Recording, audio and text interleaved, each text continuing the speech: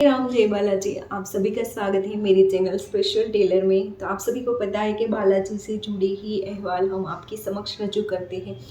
सत्य घटना से आधारित ही अहवाल हम आपके सामने रखते हैं, क्योंकि बालाजी पर उनके भक्तों का विश्वास यही दिन ब दिन बढ़ता जाए। तो आज मैं वापस अपनी जो मेरे जीवन में घटित हुए हैं बालाजी के जो भी चमत्कार, उनसे ही जुड़े आपसे कुछ मतलब चमत्कार की बातें आपके सामने रजू करने जा रही हूँ, जो मैंने अपनी लाइफ डायरी में लिखी है। मैं डायरी में इसलिए लिखती हूँ कि बजरंगबली की कृपा सिर्फ कुछ दिनों के लिए है, कुछ महीनों के लिए मेरे जीवन में वो यादगार ना रहे, लेकिन ज़िंदगी भर के लिए वो मुझे बजरंगबली की कृपा की महसूस करवाते रहे। इसलिए मैं डायरी में वो ज़रूर लिखती हूँ और उसी से जुड़े आज मैं वापस कुछ 2-3 ऐसे चमत्कार आपके समक्ष रखने जा रही हूँ, जिसे सुनकर आपका भी विश्वास बढ़ जाएगा हनुमान जी के प्रति। तो बात ऐसी है कि सबको पता है कि बजरंगबली को मतलब लिखा हनुमान चालीसा में लिखा है कि जो 7 बार पाठ कर कोई, तो मतलब 7 बार यानी कि 100 बार पाठ करने का बहुत ही ज़्यादा मनोवांछित फल मिलता है, रिद्धि सिद्धि प्राप्त होती है, तो हर एक कार्य संपूर्ण होते हैं। तो मैं बचपन में मुझे याद है कि मैं एक बार हनुमान चालीसा पढ़ रही थी और मेरे मन में भी ख्याल आया कि 7 बार पाठ का क्या होता है। पहले तो मेरे माइंड में आया कि 7 बार यानी 7 बार। तो मैंने वो गूगल किया तो मुझे समझ में आया कि चौपाई का मतलब है कि जो 100 बार पाठ करे कोई। तो मुझे मन में ये था कि मैं भी पढूँ, लेकिन उस टाइम क्या होता है कि हमें 40 चौपाई भी बहुत बड़ी लगती है, तो 100 बार करने का ख्याल आते ही ये होता है कि अभी तो मैं नहीं कर सकती। तो मैंने उस हनुमान चालीसा के पीछे लिख दिया कि मेरा एक कार्य होगा तब मैं 100 बार हनुमान चालीसा का पाठ करूँगी। प्रॉपर गुजराती में लिख दिया और उसके बाद में मैं भूल गई। उसके बाद में मेरे माइंड में कभी-कभी आता था कि मैंने तो कहा था बचपन में कि मैं 100 बार हनुमान चालीसा का पाठ करूँगी। और धीरे-धीरे वक़्त ऐसे बीता कि 100 बार फिर मैंने एक दिन मेरे घर पर लास्ट ईयर की बात है, कोई नहीं था, सब गाँव में शादी में गए थे, मैं घर पर अकेली थी। तो मुझे लगा कि आज टाइम है, क्योंकि अब तक तो मैं सोचती थी आज करूँ कल करूँ, लेकिन पता नहीं कुछ टाइम ही नहीं हो पा रहा था एडजस्ट, और पता नहीं माइंड ही उस चीज़ के लिए मना कर पा रहा था कि इतनी लंबे टाइम तक तुम नहीं बैठ पाऊँगी। तो उस दिन मैंने शाम को करके सारे लोग लगा दिए और बैठ गई आसन बिछा के चौकी के सामने हनुमान चालीसा पढ़ने। अब हुआ ऐसा कि 7 बजे शाम को मैं नहा धोकर दीपक जलाकर हनुमान चालीसा का पाठ करने लगी। अब 10-11 बार हनुमान चालीसा मैंने की होंगी। तो मेरे माइंड में ख्याल आया कि मैं ये पढ़ तो रही हूँ, लेकिन क्या बजरंगबली ये सुन रही है या सिर्फ मैं रटे ही जा रही हूँ। तो ऐसे ख्याल आते ही बजरंगबली मैं ध्यान करती हूँ तो चौकी के सामने एक बड़ा मकोड़ा चीटा, जिसे मतलब चीटे से बड़ा रूप का जो होता है, हम उसे गुजराती में मकोड़ा बोलते हैं, हिंदी में आई डोंट नो क्या उसको कहते हैं। तो वो चौकी के चक्कर लगा रहा था। अब कहाँ से आया ये नहीं पता। मैंने कहा कि ऐसे आ गया होगा और रास्ता भटक गया होगा, तो मतलब ऐसे ऐसे घूम रहा। आप नहीं मानेंगे, हनुमान चालीसा मैंने 108 बार की। 108 बार हनुमान चालीसा करते करते वो एक बार भी नहीं रुका, चौकी के चारों ओर चक्कर लगा ही रहा है, लगा ही रहा है कंटिन्यूटली। मेरी जब तक हनुमान चालीसा 1 सवा डेढ़ घंटे तक चली, तब तक वो चौकी के चक्कर लगाता ही रहा, लगाता ही रहा। एक ज़रा सा भी ना यू टर्न लिया, ना वो रुका कुछ भी, वो उसी डायरेक्शन में घुमाए जा रहा है, घुमाए जा रहा है, चक्कर लगाए रहा। जैसे ही मेरी हनुमान चालीसा ख़त्म हुई वो गायब। अब कहाँ गया, कहाँ से आया, कुछ नहीं पता। और वो कंटिन्यूटली उसने मेरी 108 हनुमान चालीसा तक उसने चक्कर लगाया। ऐसा लग रहा था कि बजरंगबली खुद आकर राम जी की प्रदक्षिणा कर रहे हैं। तो ये मेरे साथ 108 हनुमान चालीसा करते हुए एक मिरेकल हुआ। उसके बाद मेरा एक ये और इंसिडेंट है कि कहते हैं ना कि कुछ जगह ऐसी होती है जो नेगेटिव वाइब्स देती है आपको। उस जगह तक जब तक आप हैं तब तक आपकी प्रगति रुक जाती है, या तो आपको मेंटली वो डिस्टर्ब करती करती है। ऐसा ही मेरे साथ भी हुआ कि हम मेरा जब संकल्प चल रहा था उसी टाइम मतलब हम एक घर में जहाँ पर रहते थे पहले, वहाँ पर बहुत नेगेटिव वाइब्स हमें आ रही थी। कुछ समझ में ही नहीं आ रहा था, मुझे वो घर बिल्कुल पसंद नहीं आ रहा था। मैं जॉब से जैसे ही उस घर में जाती थी, मेरी एकदम वाइब चेंज हो जाती थी, चिड़चिड़ापन ये सब। और वहाँ का आर्किटेक्चर जो था वो भी बिल्कुल पसंद नहीं आया, ऐसा वाला था। जगह भी बहुत छोटी, वो तो सब तो चलो सेकंड ऑप्शन में था, लेकिन जो वाइब्स थी वो बिल्कुल नहीं अच्छी थी। तो मैं बहुत टाइम से घर पर कहते रहे थे कि अब घर चेंज करना है, लेकिन कोई ऐसे सीरियसली नहीं ले रहा था। क्योंकि सीरियस इसलिए नहीं ले रहा था क्योंकि वहाँ पर जो आड़ोस-पड़ोस में थे, उनके साथ अच्छी वाइब बन गई थी, अच्छी बॉन्डिंग बन गई थी। तो कोई घर चेंज करने का नाम ही नहीं ले रहा था। मैं कहे जा रही थी, कहे जा रही थी। तो हुआ ऐसा कि एक बार मतलब सबको ये था घर चेंज करना है, यहाँ पर अच्छा नहीं लग रहा है। लेकिन ये था कि अब ऐसी बॉन्डिंग कहाँ अचानक से कहीं नई जगह पर नहीं बनेगी। तो हुआ ऐसा कि मेरा संकल्प चल रहा था, मैंने बालाजी को मेरे कार्य सब सौंप दिए कि ये कार्य है, अब आपको करना है। उनमें से मेरा ये पहला भी कार्य मैंने सौंपा कि अब घर चेंज करना है, आप देख लो। क्योंकि मैं 2-3 साल से थक गई हूँ, अब कोई घर पर मुझे सीरियसली नहीं ले रहा है और घर चेंज करना बहुत ज़रूरी है। तो हुआ ऐसा कि मेरा संकल्प चल रहा था, उसी दौरान मेरी मम्मी एक मेरे रिलेटिव के वहाँ पर गई गई थी, मतलब ऐसे ही। तो मेरे फादर और मदर दोनों गए थे। तो वहाँ पर मेरे एक रिलेटिव आई, उसने कहा कि घर चेंज करने का आप कह रहे थे बहुत टाइम पहले, क्यों चेंज नहीं किया? तो मेरी मम्मी ने कहा चेंज तो करना है, लेकिन अच्छा घर तो मिलना चाहिए। तो उसने कहा कि घर तो हमारा ही है, हमें हमारा ही हिस्सा है, हमारे घर जो चाहे आपको हर तरह से कंफर्टेबल आपको रखना है।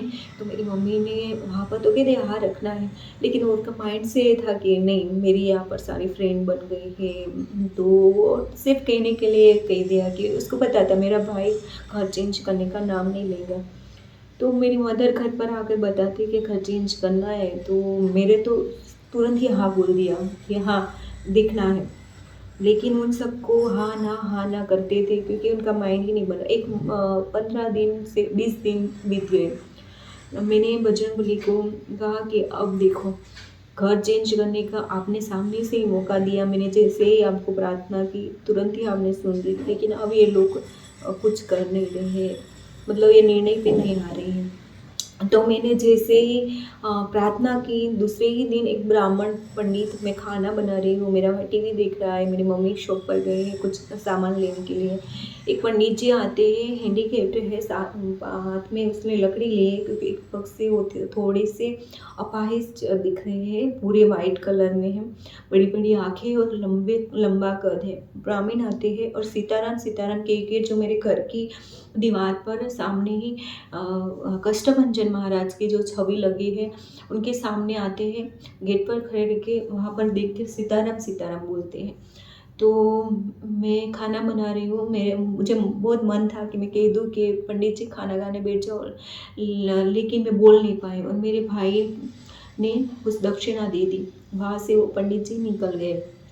तो मेरी मम्मी उनको सामने मिली, शॉप से ये सामान खरीदते हैं, तो उसने भी पंडित जी को कुछ पैसे दिए। हमारे घर का यही रूल्स रहा है कि हम पंडित जी को कभी खाली हाथ नहीं जाने देते। आप वो चाहे वो ये नहीं कहते आप उसको हज़ारों लाखों रुपए दे दो, आपके सामर्थ्य के हिसाब से दो, लेकिन पंडित ब्राह्मणों का वो शास्त्रों के हिसाब से ही उनका वो हक है कि हम कभी हमारे घर से ब्राह्मण खाली हाथ नहीं जाने चाहिए। तो मेरी मम्मी ने भी दी दक्षिणा। फिर हुआ ऐसा कि अचानक से मेरा भाई बहुत वो एक दिन ऐसे ही घर देखने गया जो हमें रखना था। तो उनको इतना पसंद आ गया, पता नहीं बालाजी ने क्या कर दिया, और वो घर था भी इतना अच्छा कि घर देखते ही उसको मन लग गया कि नहीं, हर तरह से बहुत ही अच्छी वेदर में है और घर बहुत बड़ा है, बहुत सुंदर है। तो उसने सीधा ही कह दिया कि आप घर चेंज करना है, आप सामान बांध लो इमीडिएटली। और हमने सामान बांध लिया, हमें सामान बांध लिया, तो हम घर वो सब धोने के लिए गए, क्योंकि घर शिफ्ट करने से पहले हमें घर सब चीज़ें इधर उधर होती है और ठीक भी करनी होती है। तो हम वहाँ पर, मैं और मेरी मम्मी गए, तो हम घर साफ करके आए रहे थे। तो वो जो पंडित जी उस दिन आए थे, उस वो ही पंडित हमारे सोसाइटी के गेट पर खड़े थे और हमारे ही सामने कंटिन्यूअसली देखे जा रहे थे। और मैं तो समझ गई कि ये जो भी हो रहा है वो क्या हो रहा है मेरे बालाजी की कृपा से। मैं तो समझ गई थी, लेकिन मैंने उस टाइम कुछ रिएक्ट नहीं किया। और मेरी मम्मी ने बोला कि ये पंडित जी तो वापस आए हैं हमारी सोसाइटी में, तो उसने जाकर वापस से दक्षिणा दे दी। हम दक्षिणा देकर घर तक आ रहे हैं, वो पीछे कंटिन्यूअसली हमारे ही सामने देखे जा रहे हैं। तो ये हुआ। उसके बाद में हमने घर शिफ्ट करने की कुछ 3-4 दिन की टाइम था। मेरे भाई के माइंड में आया कि सैटरडे के दिन ही वो जो हमारे घर पर कष्टभंजन देव की छवि है बहुत बड़ी, उसने कहा कि ये छवि लाइटिंग वाली है तो प्लगिंग करना, ये सब करना है, तो पहले मैं इसे रखाता हूँ। देखना जिसने घर दिलाया है उसी के कदम पर तो पड़ने चाहिए। और बालाजी चाहते थे कि पहले मैं एक कदम रख दूँ, उसके बाद में आप रखो, कोई प्रॉब्लम आपको छू भी नहीं सकती। अब आपके दिन अच्छे ही शुरू होंगे। और हुआ भी ऐसा। उस दिन मेरे भाई ने सैटरडे को वो बजरंगबली की कृपा से वह छवि करके तो पहले ही शरण रखवा दिए बालाजी के कष्टभंजन देव जी के घर पर। और ये हुआ फिर बाद में हमने घर शिफ्ट किया। घर शिफ्ट करने के बाद कुछ 10-15 दिन भी नहीं हुए होंगे, एक दिन आवाज़ आती है, हम फर्स्ट फ्लोर पे रहते हैं, तो आवाज़ आती है सीताराम सीताराम। तो मैं जैसे ही नीचे दिखती हूँ वही पंडित जी। अब आप मानो इतनी बड़ी सिटी है, सोसाइटी दूर की दूर कहाँ एरिया चेंज हो जाता है। 10-15 दिन में भी उस सोसाइटी से इस सोसाइटी तक पहुँच जाएंगे। और वो ऊपर देखे जा रहे हैं, ऊपर देखे जा रहे हैं वही पंडित। यहाँ पर सिटी में एक ही एरिया में सोसाइटी इतनी दूर दूर तक होती है, उसमें भी ये एरिया भी चेंज हो गया था। और 10-15 दिन में वही जगह पर आना, वही पंडित। जैसे ही मैं दक्षिणा लेने गई, नीचे आई, पंडित जी गायब। मैंने मेरी मम्मी से बोला कि मम्मी इससे देखा, वो पंडित जी कोई और नहीं थे, मेरे बालाजी ही थे। क्योंकि कहते हैं कि हनुमान जी भी हैंडीकेप्ट है। जब वो द्रोणाचल पर्वत लेकर आ रहे थे और भरत जी ने उनको तीर मारा था, तब वो उनके पैर में लगा था और वो लंगड़ाते, तब से वो कहते हैं कि हनुमान जी लंगड़ाते चलते हैं।